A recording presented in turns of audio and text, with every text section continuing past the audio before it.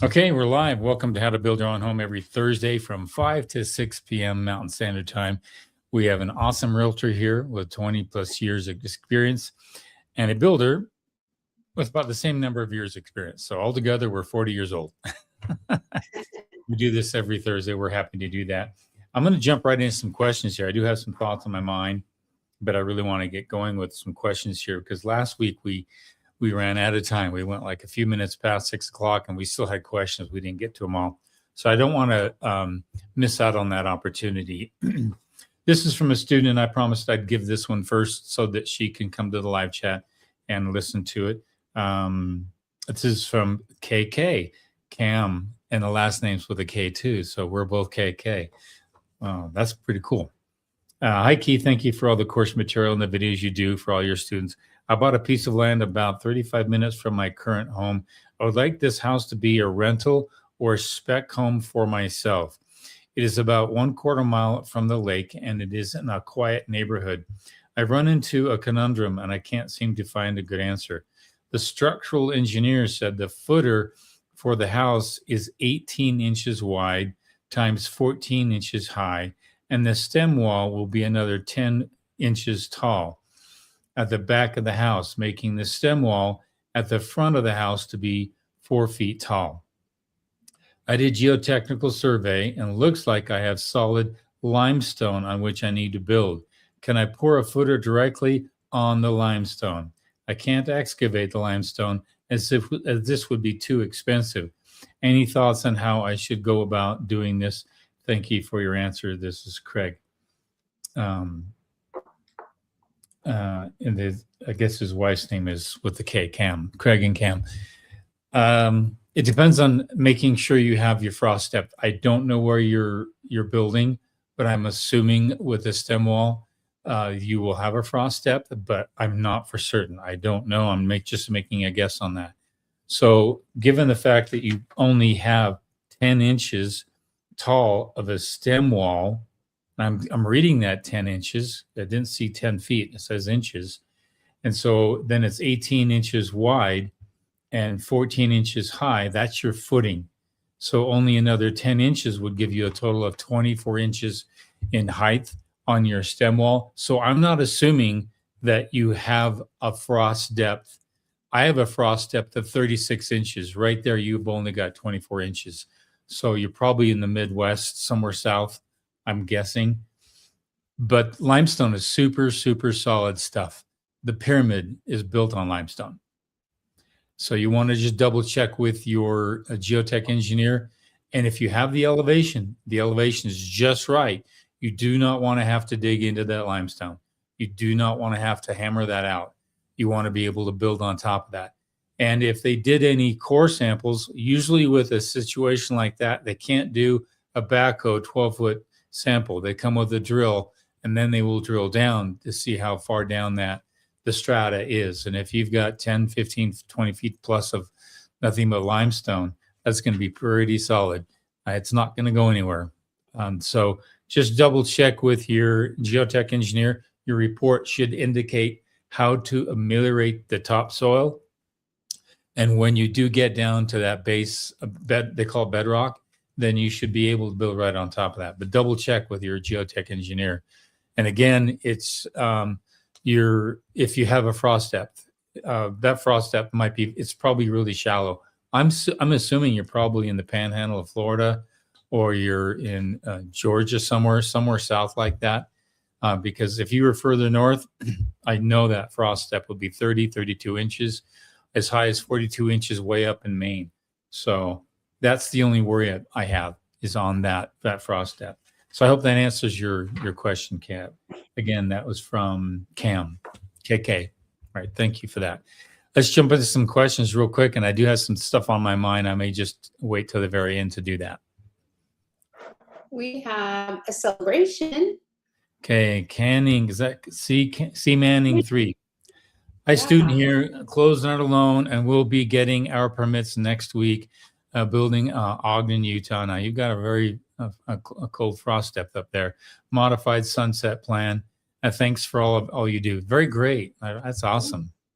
All right. So modified Sunset plan, that means they got the plan off of our howtobuildyourownhome.com, Yeah. our sunset plan. That's Yeah. really floor plan. That should be fun. I want to see pictures. Yeah, send us some pictures and watch the video on that one because it gives you some different options we threw into that plan. The back stairs that go in the back stairs of that plan, because it was such a very good starter home. I wanted to create nooks and crannies, so I did that. They had 4 kids on that home, and so the kids use that now to read and hide out. It's their little private spot. And a wheelchair too. Yep, and a wheelchair. And then the upstairs is really nice because it does have a bathroom for the bedrooms to share, and then the mechanical is all put upstairs. And it's just watch that video, and you'll be heads and shoulders above most people in preparation for building a great home. Okay. Here we go. Here's a question. Is zip sheeting worth it versus OSB, or should invest more somewhere else for my house build? Invest somewhere else, and I'm going to tell you why. I am a guy. Have you ever been to a very high-end restaurant? My wife and I will know this. We went to a restaurant down in town a couple of years ago, and there was this thing I ordered, and it was called pork and rind.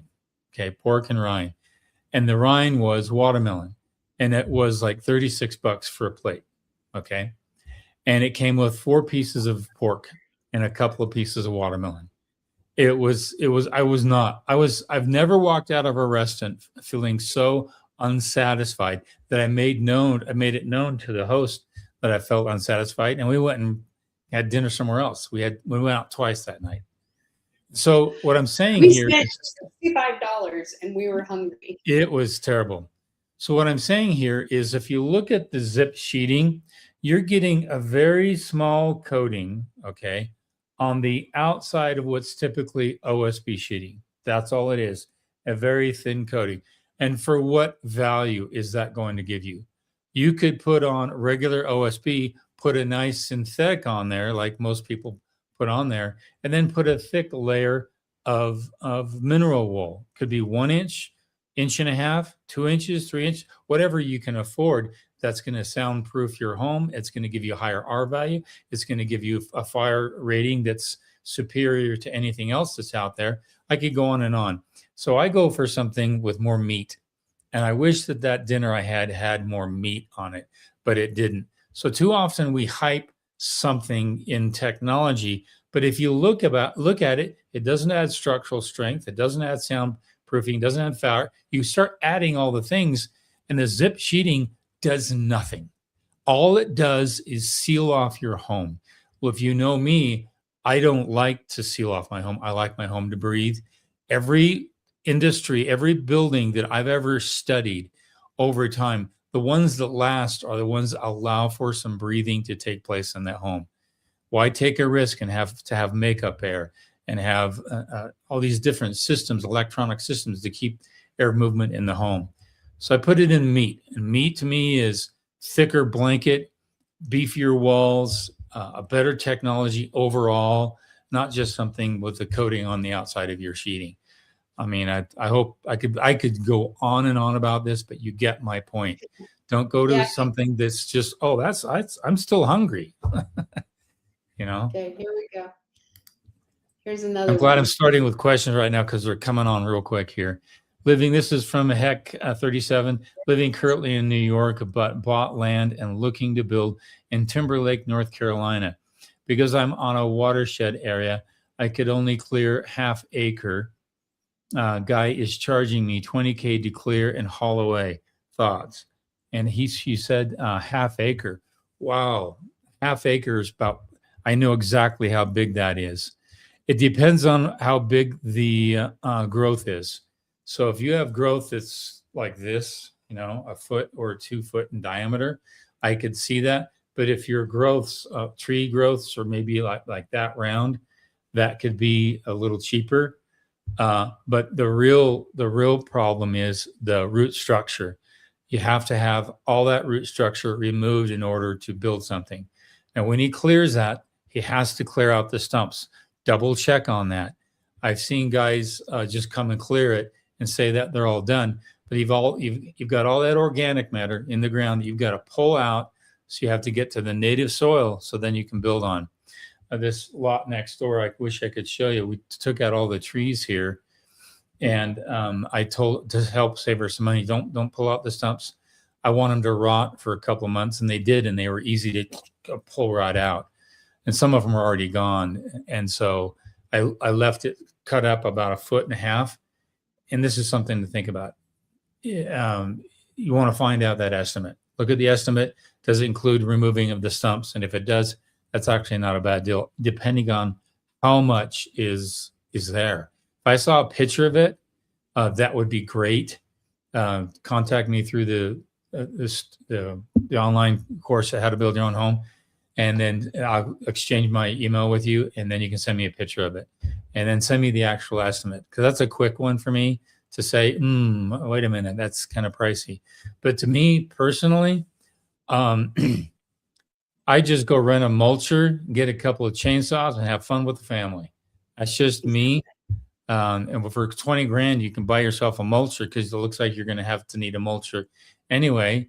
And there's a business where you can rent it out. There's online sources out there where you can actually have equipment and then rent it out and then make some little money. There might be a side hustle there. I could talk forever on that subject. He is in New York, so he's not close. So that would take time. Yeah, but I know there's a lot of trees in North Carolina. A lot of trees in North Carolina. So, okay, here we go. Okay, hi Keith and Melissa. Just wondering if all new house builds would benefit from putting the insulation on the outside. Also, what about rain screens, or are these items only for certain builds? Texas. The new IRC, International Residential Code, is now asking for a thermal blanket on the outside of the home, mainly for energy efficiency. There's a big push with the federal government and other sources to push for higher energy efficiency. If you can think about it, we've come a long way. Back in the 80s, 70s, 80s, even the 90s, we were building all homes with 2x4s, all of them. So you had 3.5 inches. And that we quickly got away from that and went to 5.5, which is a 2x6, roughly 6 inches, close to that, with the sheeting, and then all that additional R value inside the home. Now they're asking for a thermal blanket. And I've actually moved in that direction. All the homes, about 70% of the homes, are adding a thermal blanket on the outside of the home. And so you want to check with your local building official and ask them, are you asking for the additional upgrade in the IRC? And if they are, what is the requirement? And it could be an inch of something. It could be polyiso foam, rigid foam, not my favorite. It could be rigid mineral wool. It could be some other products that are out there. But check them out and find out what your local building is asking for. New house, but it would benefit from putting insulation on the outside. It would, but you're in Texas, okay? Now, I don't know what part of Texas, but you do have those really nasty cold blasts that come down. And what I'd be worried about is if you do a slab on grade, try not to have the pipes come to the very outside of the slab or to the outside of the wall. If you have that additional insulation, it's going to help. But if you have a kitchen sink on the north side of your home, that could get a cold, nasty freeze, and you could have a freezing right there. If you're not too worried about that. But if you are in a part of Texas where you don't get that kind of a weather, then I wouldn't worry about it too much. But you can get some really remember those cold spells that hit Texas and it froze everything for like a 2-week straight situation? You don't want anything freezing and busting inside your concrete. They said not in Texas. I think the TX is thanks. Is what? Thanks. TX is thanks. Oh, I said it was Texas. Texas. So where are you? Yeah. Yeah, but where just are they? on the benefit of insulation on the outside. Yeah. I'm a real big fan. I'm living in a home that survived a major 150-foot fire wall that literally came down because I did some added precautions. And that 1.5 inches of mineral wool, rigid, high dense mineral wool, was the deciding factor. And it adds structural integrity to the home and all that. So yeah, I just love that approach. They are in Eastern Panhandle of West Virginia. West Virginia. It's going to add a lot to you because of your colder climate. that additional, you get some you're in the West Virginia. Then it wouldn't be bad. If you're closer to the coast, then you get those northeasters, but you still get the really cold winters. That additional R value is going to be great. And if you have high winds in your area, it's going to soften the wind and as well. So I just love putting insulation on the outside of a home. So do it if you can afford it. Let's see. David was saying, okay, let's see. Here we go. This kind of goes along with it. David Parker, fireproofing seems more important than thermal efficiency, though I love a lot of thermal. Yeah. You're going to find it. I think that mineral wool is probably one of the best products for building out there for those that are building with traditional stick built. If you're not building with stick built, it could be CMU, Omniblock, or Fastwall, or whatever any products that are out there, your ICF, then it's a different story. But if you're still with stick built, it just adds an incredible amount of value to the home. And if I didn't live through a fire, I'd probably be talking differently. But because I lived through a fire, and my wife can tell you, homes to this side and homes to this side and homes behind us, they all burnt down. And so we did it right, and we just talk up. Homes. Yep, 13 homes. Two cul-de-sacs, and then a few across the street. Yeah, it's a lot. So what about rain screens? That was the second part of the question. Rain screens, that's a really interesting question. That could be a simple product. That could be a dimple mat that you staple to your house, and then you put your shiplap or whatever siding you're going to put on, even if it's stucco or brick. It could be a simple dimple mat, or it could be, they have a new product. It's a 2-inch rigid mineral wool that is called rain screen. It's called, and I think it's called from Corning. Corning makes this product, and it's like, it can be super thick, 3 inches thick if you want. They call it rain screen. But I actually put a lath product to it. Means I staple a wire mesh to it, and I stuck it right on it. Now that's better than polyiso foam. In some places they don't do polyiso foam; they just do the wire mesh. But I just put the rock and everything right to that product because it's got all that fibrous material, and additional fibrous material allows for the gray coat of cement to squish in there and lock in and bind to it. It's pretty cool. The solid coating of a closed cell polyiso foam, it doesn't allow for that. I've seen stucco where we're remodeling a home and we're taking out the wire mesh, and when you take out the wire mesh, it all falls away from the polyiso foam. There's some spots where it will stick to it, but not much. It literally will fall away. So you have this stucco that's freestanding, basically, kind of wired in there. You got this insulation mat that there's no bonding to each other. Well, the mineral wool allows for that bonding. It's pretty cool. So I'm talking up a storm on mineral wool tonight. Linker Fluid 4000. Interesting. I did an analysis on zip versus OSB. It was cheaper with OSB with a good sheathing.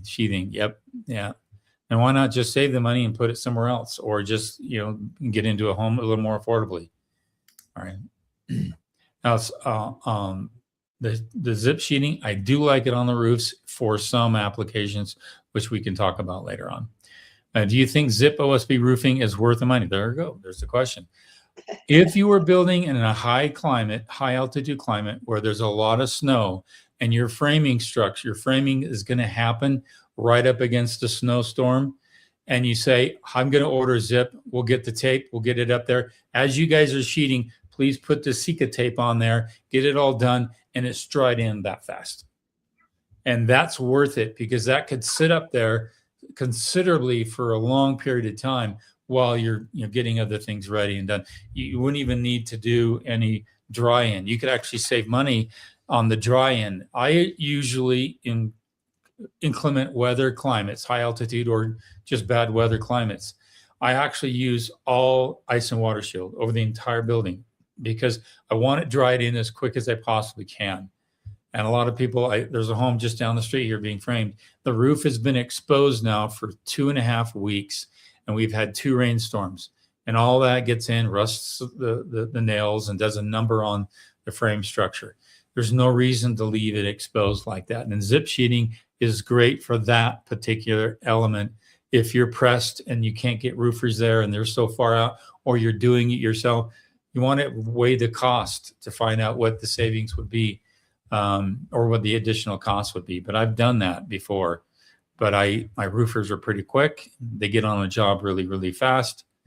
But if you have a big building that's 7,000 square feet, and you've got probably 180 square of roofing to deal with, boy, the zip sheeting would be nice, because you do the garage first, they do the zip sheeting, they put the tape on it, done. They're getting it dried in as they frame the structure. Typically, you have to wait for the whole framing to be done before the roofers can come dried in. But if you're in a really, again, bad weather, the zip sheeting is a really good product for that. That's the only place I would use zip sheeting, is on the roof. Okay, we're all caught up now. So and just as another side note, when it comes to roofing, a lot of, I just drove by my son's housing complex. They put a new roof on. It's the same exact tile roof. It's really, really ugly. But I could see the roof curving and bending like this. And they didn't even bother doing any repairs or fixes. On that whole structure, I would have put a whole new sheeting up there and taken care of some of those fixes. But they didn't. I think they got conned into something. And I know the roofer, and one of these days I'm going to talk to him about that. But when it comes to roofing, and if the product you put on your roof really kind of determines how you deal with your roof. And if I'm in a high wind area, I'll do hip roofs, but I'll do a thicker roof sheeting. What's the advantage of that? Well, the advantage of that is that typically trusses are 2 foot on center. And if you have a really 1932's really skinny, really thin roofing product up there, you're going to see this over time. It's going to do a number, because you're 2 foot on center. A wall is 16 inches on center, but roof trusses are typically 2 foot on center. So I don't like a really thin OSB up there. I like something with meat. On this home, I've got 1/2 inch. I think it's 1932s or whatever it is. It's very close to 1/2 inch. And so when the roofers were up there, I had no sagging. And then the additional plus is I have aluminum shingle on my roof. I also have standing seam in a couple of areas. That screw that's going in, that nail that's going in, that ribbed nail, it now has more meat to bite into. So it actually gives a better strength in high winds. So again, roof sheeting is something a lot of people never considered going thicker on, but don't hold out on that. If you have some high wind areas, you're going to, and if you have a shallow roof and it's very thin, typically like most people do, you're going to feel it. You're going to hear it like that. So give that a thought, give that a consideration, and don't try to go cheap on that, especially if you have I have a high snow load. So that additional support can hold up to, the trusses can hold 3 or 4 feet of snow, but I'm not going to have any sagging. So it's a big issue. Drive through town communities and start looking at roofs. In the winter time, if you want to find out how inefficient a home is, all right, after a snowstorm has been on the roofs for a couple of hours, look at the roofs, just like 2 inches of snow, maybe 1.5 inches. You'll start to see areas where it's already melted and areas where it's not melting. That's where you're leaking heat in the home. You can learn a lot in the colder climates because they reveal energy inefficiency very, very quickly. If you get a frost that comes down over a night, wake up the next morning and drive through your community and you just see the homes that got some problems. Take some questions here. Okay, this is from David Parker, 2173. China seems to be way ahead of our SIP technology, whereas I see MGO paneling sandwiching basalt wool, although I would not know how high their quality could be. Yeah, China wants to do everything in a manufactured warehouse. They want to pre-design it, pre-package it, and then ship it out. So the SIPs really fit with their technology. They want to control all their labor and not have so much labor cost. So I can see that. I just don't know the quality of some of the products. There was a year There was a time when I know some builders were buying drywall from China, and it was bad because it had mold and all kinds of garbage in it. People were getting sick, and there was a lot of lawsuits because people were going after a cheap product, and they thought that, oh, drywall is drywall. No, it's not. You never know what and how things are manufactured. So be wary of that. And this is another comment from it. Okay. I doubt I could trust China's CNC machining and could only trust American proven industries. Yeah, that's probably true. Yeah. Leanne C19. When do you think rising diesel prices will start affecting building material costs? That's typically a month to 2.5 months out. And again, I always followed the barrel of oil and also diesel. But back in the day, 20 years ago, diesel was much cheaper than regular unleaded gas. So we never really watched that too much. We just watched a barrel of oil. What were the future oil costs and what are they currently? Now diesel's what, 60 cents more than unleaded gas?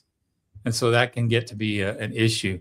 But just look at the futures of oil, and that should tell you if it spikes really. If a barrel of oil goes over $120 a barrel, we've got a really bad problem. If it goes to $150 a barrel, that's shutting down a lot of enterprise.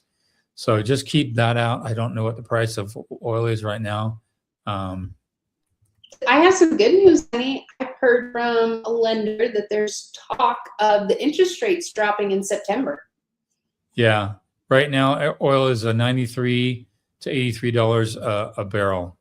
So, yeah, it's they try to keep it down to a certain size, a certain amount, but yeah, I watch that right now. As long as it stays, hovering around $90, that's not too bad. But I've heard from a lot of financial experts that it gets to 120, it gets to have a lot of pressure, and if it's sustained over a period of time, it works its through the market. If it goes up like this and it comes down, it doesn't have much of an impact. It has to be sustained over a period of time. And luckily, most of America is independent, energy independent. Most of America is. The only place that is not is some coastal areas of California where they have big tankers come in and they have refineries right on the coast there. Well, they only do that for efficiency. Otherwise, they would get it some other place. And can you imagine an oil pipeline coming from some other place through the deserts of California and into California, and all the political headache that, no, we don't want a pipeline in our state. But it's okay to have oil tankers come into LA Harbor, right, and unload it right there at the refineries.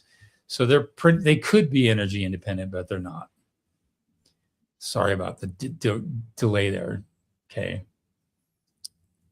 This is from Honey Caffeine. Hey, honey. What do you think of cooling tubes, especially in high humid areas? Cooling tubes. Is this for the floor system? I'm assuming it's for a floor system. The only problem is that, like you said, the high humidity areas, and you can have what's called a cold condensing surface. Anytime you could have the possibility of a cold condensing surface, you've got a problem. Let me give you an example. Let's say, for example, you have an outlet here, right? And you have an outlet on the outside of the house over here. And then the power comes from inside the house to that outside outlet. Now, let's say, for example, the heat chases cold and it's hot outside, but it's cold on the inside because you're using the thermostat at 68 degrees. Well, if there's air movement through that wall, through that outlet, and into the wall structure, and it wants to grab a hold of that wire somehow, that wire acts as a cold condensing surface. And that's like a pitcher in the daytime, an ice pitcher of lemonade in the afternoon on a sunny day. It's going to start to coalesce water around it. When that happens, you start dripping water down into the framing structure, and that's when you have a problem. So cooling tubes, the tubes are cool, so that's going to, again, heat chases cold. So it's going to want to go after those tubes. I don't care if they're plastic, PVC, or copper. I don't care. It's going to have a cold surface where moisture is going to want to attract to it. Think of cold like a dry napkin, okay? A dry napkin. If you take that napkin and you put it in a steel bucket of water, that water is going to immediately, it's like the second law of thermodynamics. Dry, it's just going to want to soak up into it. Cold is that thing. It sucks in heat. Heat chases cold. When you open up the door in the wintertime, it's not the cold air coming in, it's the heat chasing the cold. Okay.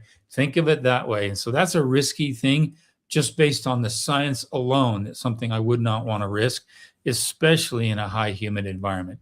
This was like in Florida, on the East Coast, anywhere along that place where it's humid, it's not a good idea. It's just the science alone is a worrisome thing for me. Thank you. Yes. Our build is in Toronto, Alley of Michigan, much less than Texas or Oklahoma, but we can still get wind damage. Yeah. That was for the roof. But yeah, so that's where she's at. And then these are just some comments. Okay. America is currently working on becoming the world's energy center, taking it way away from the Middle East, though it is still being developed. Once established, it will help, but it is still developing. Yeah. We just found out that under the ground in Colorado and Utah and parts of Idaho, I believe, there's trillions of barrels of oil, enough to do just some serious damage over hundreds of years. Even on the north slope of Alaska, there's the reserve up there is pretty huge. We have a lot of oil. In fact, we don't even disclose what we have. We just go buy it elsewhere. So eventually it gets all used up. So we're pretty much energy independent. Now you wouldn't want to be in Spain or Italy or France or the UK or these places have to, even Japan, they all have to import their oil. And so they struggle with inflation. They don't have a way to control energy, and energy is a very strong barometer for cost of materials. So this is from Leanne, trying to figure out the best way to run HVAC ductwork, deciding on just having the ductwork below the floor joists and try to make it look architecturally like beams or coffered ceiling. Thoughts? Really interesting question. It's going to be hard to do it into a coffered situation or even to faux beam structures, because the smallest HVAC duct is around 6 inches, and they go from 6 to 8 to 9, 12, etc., like that. Once you get to about a 12-inch duct, it's really hard to hide that in a faux beam. All right. So you may end up having to drop the ceiling or run it through some other means. I'm going to be doing a post on how big your HVAC rooms or your mechanical room should be.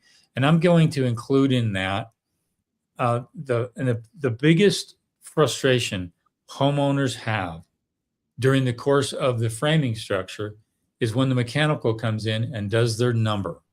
They can run ductwork any which way they want, and they can destroy architectural design like that. And you weren't even planning for it. I've had 2 or 3 homes that I built where we had a massive open living space, vaulted like this, living space on this side, living space on that side. And then one mechanical room's over here. And how am I going to get forced air over there? Well, on 2 of them, I went right underground. The other one, we had to do some jury rigging to make it work. So it depends on, like you said here, running HVAC, deciding on just having the ductwork below the floor joist. If you have engineered floor trusses, yes, if that's the floor.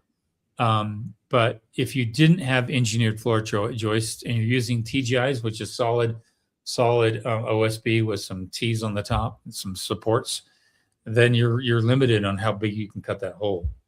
So I don't know. I wish I could give you some more answers to that. If I saw the plans, I could give some feedback on it. But keep in mind, a lot of people are going with an open living concept. Some rooms over here, some rooms over here, open living, and it's vaulted. And when you do that, it's really hard to get a forced air system from one side to the other.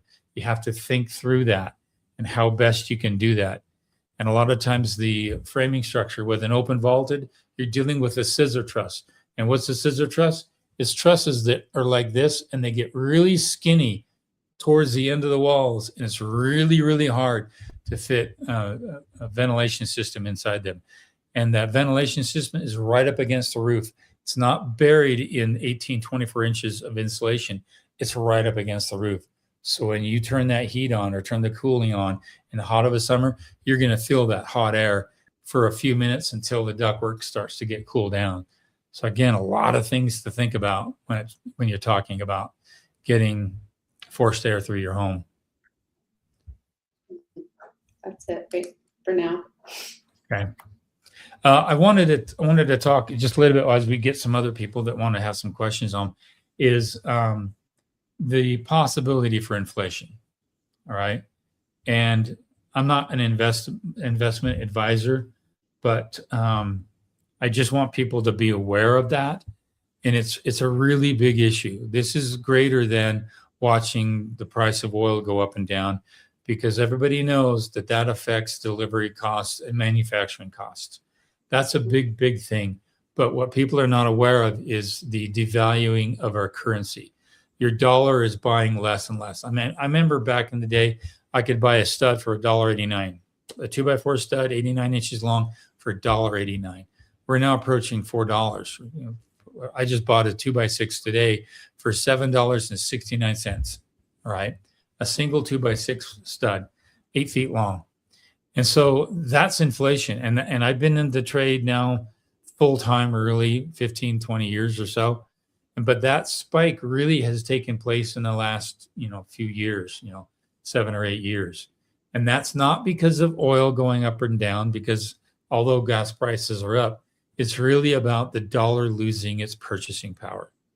And so I want everyone to be aware of that I know a lot of people, like I talked to a woman, she's a close friend of mine. She had some money in the bank and she's dumping it into her home. She's putting deck on, getting a lot of things. She lost her husband and she's doing a lot of improvements on the home. And I said, why are you doing that? She goes, because I'm losing value of letting it sit in the bank. And she doesn't know if she'll sell it, but she's doing all the final improvements that they never were able to get to when her husband was alive. And she's putting the value into the home. Now, I'm not saying do that. What I'm saying is that it's going to be more costly later. And so when I was young, interest rates, when you put them in money in the bank, what was it, honey? 2, 3, 4, 5%. It was a higher interest rate. Put money in the bank and you get a better return. Now you get very little. And there's some places in Europe where they have 0 interest rates. They don't want you saving money. So your home is a kind of a savings place in a way. Sometimes it's if you weigh it for yourself, look at your finances, say to yourself, what should I do now? And should I move forward? And I'm all of the opinion that if you know you're going to do it, you have to build, you have to improve. Mom's moving in, you've got to make that addition, whatever it may be. If you know you have to do that to make life sustainable for you and your family, sooner than later is better. Just get moving on it. And if you get moving on it, you make one step toward the next step. I'm watching my son, he's getting ready to build a commercial building. And he's smart. He's just making a step, got some land. He's chunking that away, getting that paid off. He's now getting some design work done. He's moving forward to that. And he says, Dad, can we start some dirt work? I go, no, not on commercial. I need to get a permit first because I have to have a dust permit. I have to have a commercial permit. I have to have a lot of things. Plus it's in a zone where there's a lot of traffic. So it's that eagerness is good to have. And I learned something about patience lately. Patience is excitement for something to come. All right. Yeah, that's what patience is. It's not the wrong notion of patience is irritability. I can't wait for this. This is taking too long. They think and they think patience is just letting it happen. No, patience is being actively exercising something good. It's actually doing something you're excited to see happen. And what happens is the need for patience is not recognized. You don't even need it because you're actively doing something. And so there's that connotation of patience that turns to impatience.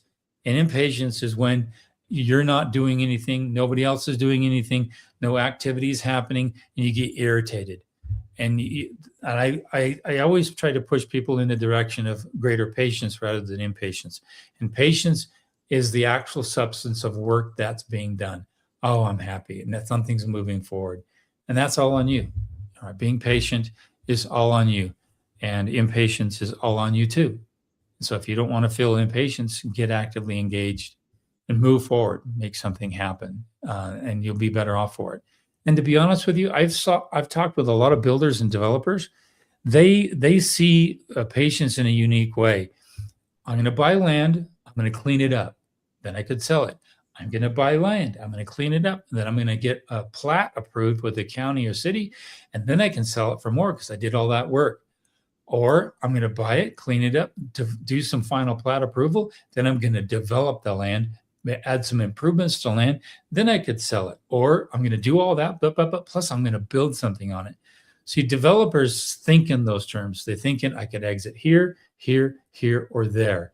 That's why they're developers. And so their nature for patience is a lot better than most people's are.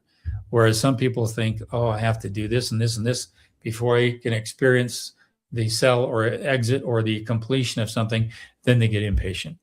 So study people in your life and say, well, that person's exuding a lot of patience. I wonder why. Because they're excited, they're actively engaged. And if they're not actively engaged, they're not very patient, they're impatient. I should write a book on that one. That'd be fun. That'd be a fun one to do. Okay, this is from Leanne. I was considering floor trusses. The current plans are 2x10s, but I was trying to make it work. 10-foot ceilings. The current plans for floor trusses, I wouldn't use the 2x10s on the floor trusses. Unless you have 3 feet of a crawl space underneath them. I don't know if you have a crawl space on that. If you have enough space, then you can, but all that HVAC system has to drop below those 2x10s. You can only drill a small hole in a 2x10, and it typically has to be dead center in the 2x10. You can't, they may not even allow you to drill the 3+ inch holes for the sewer system. You're probably going to have to drop all of the sewer and all of the mechanical underneath that whole system. It's a slab. So we're talking about probably the roof structure. I was kidding. Floor trusses. The current plans are 2x. Go to the next one. 10-foot ceilings. It's a slab. Those are her two things. So she's probably talking about the roof 2x10s, if I'm correct. Or yeah, because she has 10-foot ceilings, and we were talking about the different kind of trusses. Yeah. I don't know what the 10-foot or the 2x10s are for. If that's for the floor. She was talking about HVAC. Trying to HVAC, yep, just having the ductwork below the floor joists. But that's what I didn't know, below the floor joist, but it's a slab on grade. So I'm assuming because it's a 2-story. And you're talking about the floor joists on the second floor. So 2x10s might be it. So she'll get back with us on that. There's one up here we missed. 10 right here. 2x10s are the floor. But she said it was a slab.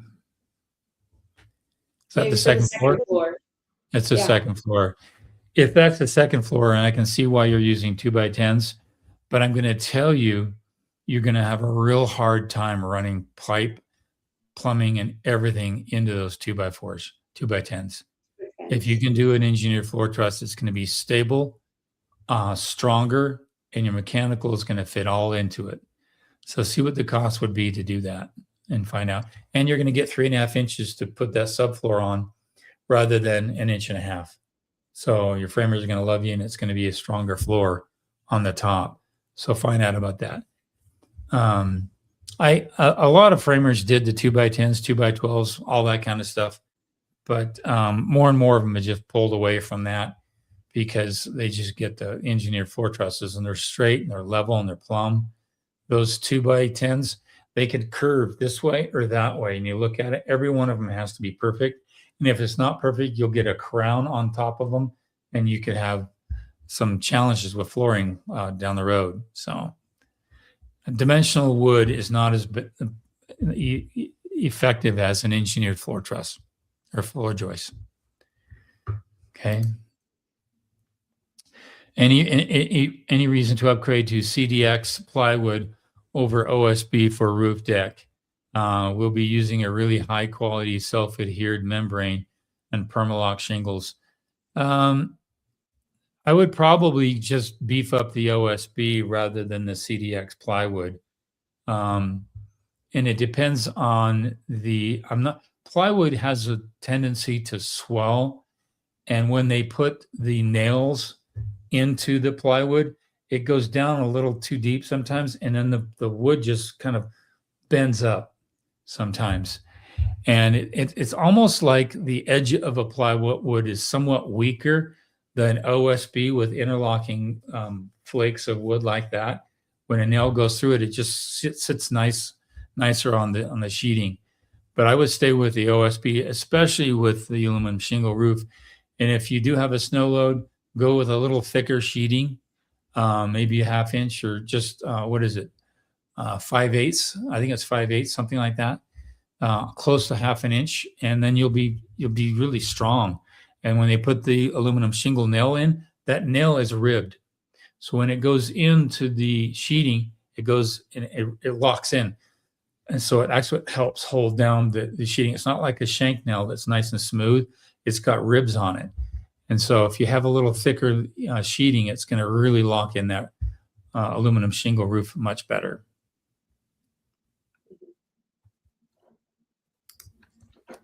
David Parker. You can run a lot of stuff of floor trusses like pipes and wires. You can run everything. And what they do is some of the in a floor joist, an engineered floor truss or floor joist, there's some angle pieces where there's open, and then they actually frame out, and it could be 12 inches or 10 inches by 16 inches. It's a square box like that. And you can run a lot of your forced air system right through that. And they typically design those so that it's right down the middle of the home. So you run your trunk line down through that. Don't have to drop it below the ceiling. They run it right through that, and then you can tee off from that to go to your 6 or 9 inch ancillary lines. So I'm just a big fan of them, engineered floor trusses.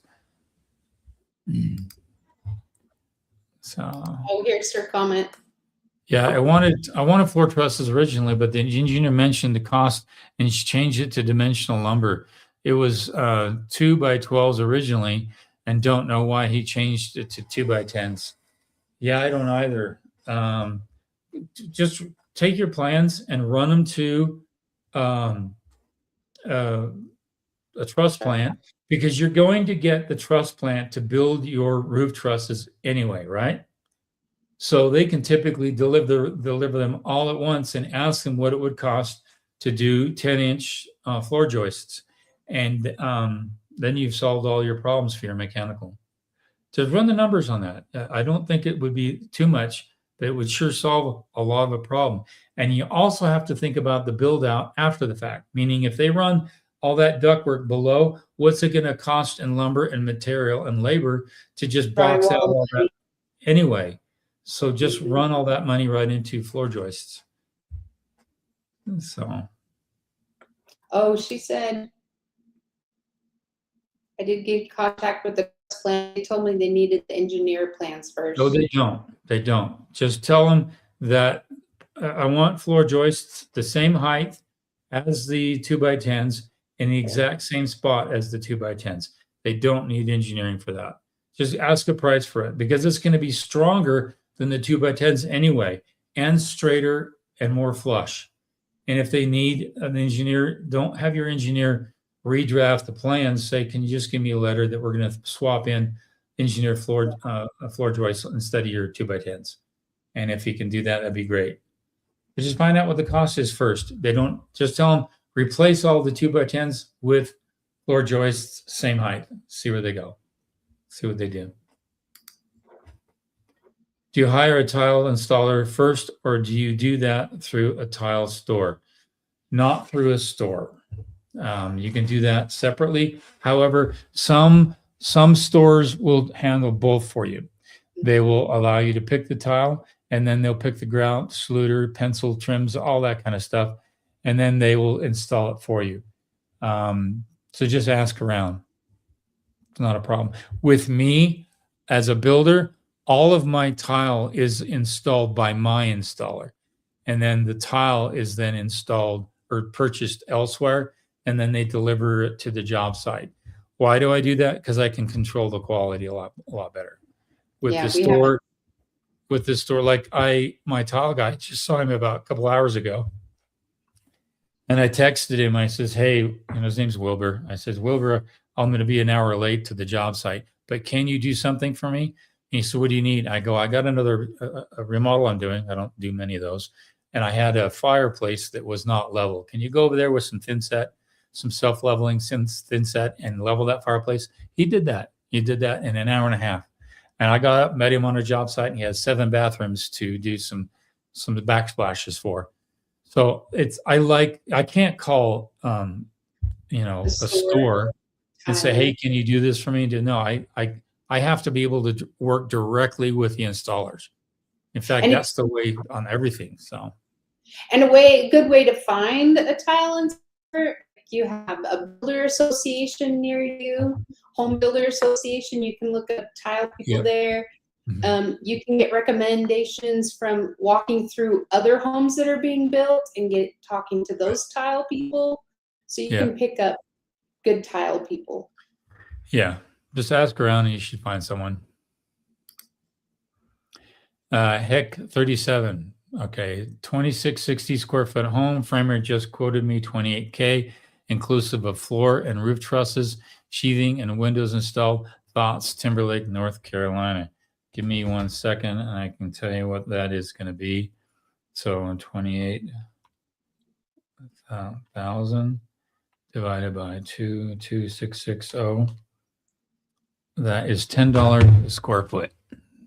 That's very good. That's what I was thinking.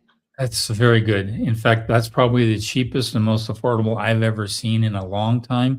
That was the numbers probably 10 years ago. And to include the windows, there must not be a lot of building in there, and the labor is hungry. This is a good example of what I'm talking about. Why now is a good time to build. Again, I'm not a financial advisor, but I can tell you this proves you right now there's not much building going on. If this was back in the high of the COVID era where everybody was building, it was crazy, interest rates were super low, that would have been almost another 10 to 15,000 more. So that's not a bad deal. And you can, and then on your budget, go ahead and add 10 grand on your budget and then have that money to do some other stuff if you wanted to, if you could, insulation, stuff like that. So no, that's a very good deal. In California, that's ranging $32 a square foot.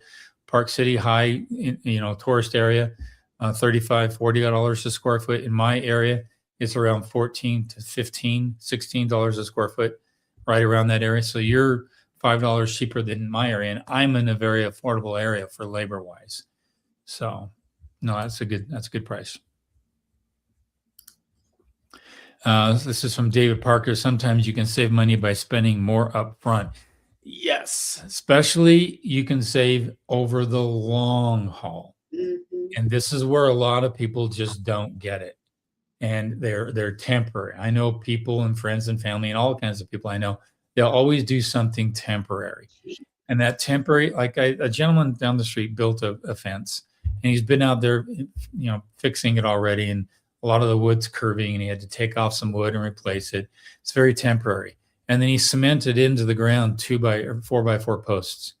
If you can imagine that, cemented into the ground, 4x4 posts. And even though they're treated, they're going to rot pretty quickly. And I'm putting in a fence. It's taking me a little more time, but it's all galvanized metal. All of it is galvanized metal. It's going to be in the ground for a very, very long time. And if you've ever gone to this is kind of rare, but you go to a commercial building or some residential building or something, and it's very, very old. Okay. Ask yourself, why is it still standing? Why does it still look good? Ask yourself that question. This is something you have to study and be aware of over time. And you start picking up on that. Like I'm remodeling a job right now, and they had a little shed. This is a little example, but they had a little shed roof covering the HVAC unit, and it was like rickety. So when we redid the siding, we just pulled it off because it was so bad. And there was 2 posts going into the ground. And those posts, after we took the roof off, they were just rotted. I could literally take it out of the ground like that because they put not even cedar, not even redwood, just regular, dimensional lumber, regular wood off the shelf, Douglas fir, something like that. So what are we doing? We're going to rebuild it, but we're putting concrete piers out there, and they have straps on them. So we'll put new 4x4 posts, put those piers down, put them a little bit of gravel, and then redo that deck. And that's going to be there forever. It's not going to go anywhere. That's what I'm talking about. This is answering that question. Sometimes you can save money by spending more up front. And that's exactly my point. And owner builders, I've seen 2 types. Super cheap. They want to see how much they can save. They don't care. This is the end. I just want to get in as cheap as I can, and I want to save money. That's their whole mentality. The other owner builder is, I want to do this as best as I possibly can. I want to save money, but I want to put it back into the value of the home because this is my home. This is my creation. This is my art. And they have a greater care about it. Some care about the cost of money. Some care about the home that they're building. And a lot of people right now, and my wife can vouch for this, they're moving into the arena of a wellness environment. How well can they live in their home? Why don't you say something to that, honey? Just that luxury is changing these days. What I've been seeing is luxury used to be big and granite and all these fancy things to make it fancy. Now people are wanting simple and elegant and craftsmanship of a home. But how am I going to live in this home? What's the air quality? What's the water source? Those things to have my family live longer and to invite family or friends over so I have a community. And so it's not, there's still people that want the big home, but the ultra luxury are looking at quality and how am I going to live in this? And can I, what's my environment? Like here in Southern Utah, we have hiking and biking and national parks and things like that. So there's a lot to do outside, and our climate is just really nice. And that's what they're looking at. In fact, we're number 6 in the nation that we were just for being luxury. And I think there was another thing I was just reading about building. It was for office space, commercial. We're in the top 10 for commercial buildings. So, but yeah, think about that. How are you going to live in your home? Can you make good memories? And can you live long? People are going into gardens and just even a garden in your kitchen window somewhere. Yeah, everything from off-gassing to natural breathing, even wall greens, meaning not the store, but a wall with greens on it. So your house is a living environment. This is where a lot of people are moving into, almost like a self-sustained home to some degree. So, and then that whole building structure, sound deadening quality, our value quality, the air energy efficiency quality, just so many things that you can do to a home to improve it. That's where people are looking about. And I've seen very high-end builders build just like they would build a tract home, all right? And the exact same thing that you see in a tract home, you'll see in a very high-end luxury home.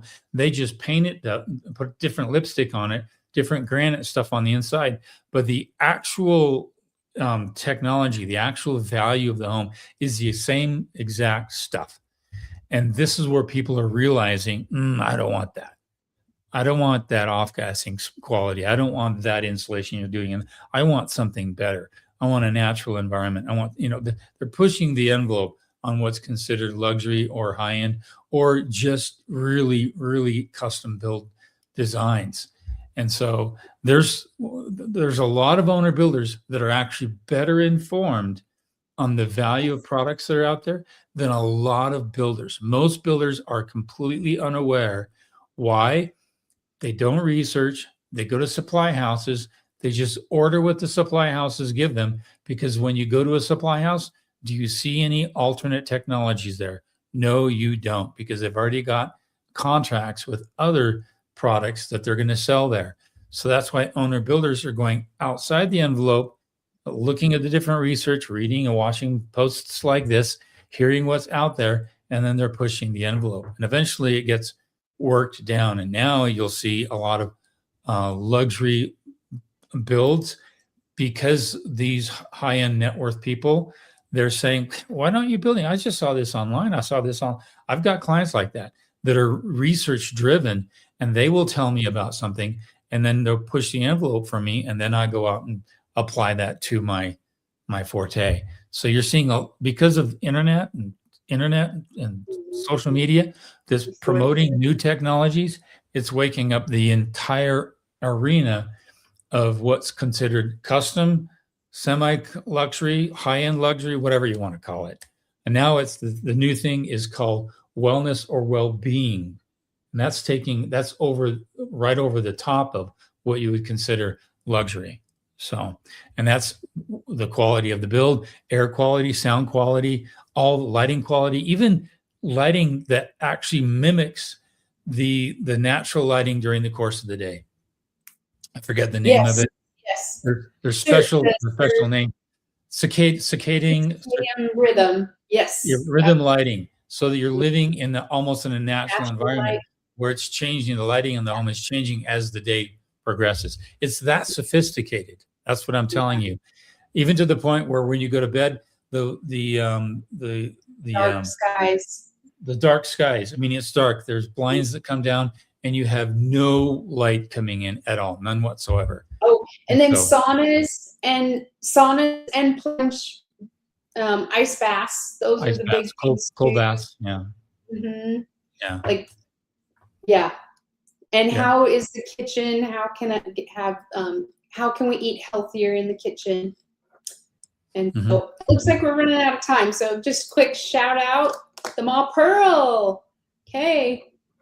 There we go. They use fiberglass rebar on our porches and garages. Now, what's interesting is Western Washington, you've got some cold areas right there, not humidity, but cold. Now, fiberglass rebar is really, really cool stuff. Concrete absorbs moisture, okay?